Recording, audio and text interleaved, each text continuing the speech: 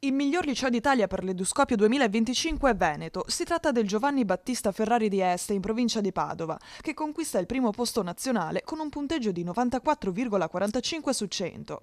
A stabilirlo è la nuova edizione della classifica realizzata dalla Fondazione Agnelli.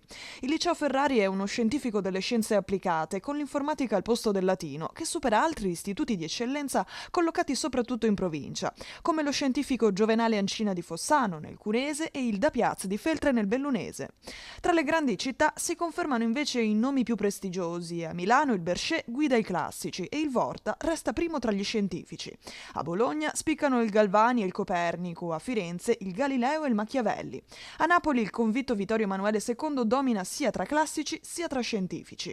A Torino il Cavour supera il Gioberti, mentre tra gli scientifici primeggia il paritario Edoardo Agnelli. A Roma per l'8° anno consecutivo l'Augusto Righi è il miglior scientifico, mentre il Visconti resta in testa ai classici. L'edizione 2025 di Eduscopio si basa sull'analisi dei risultati universitari di oltre 1.300.000 diplomati provenienti da oltre 8.000 scuole, distribuiti su 3 anni scolastici per valutare quanto efficacemente ogni istituto prepara gli studenti al percorso post-diploma.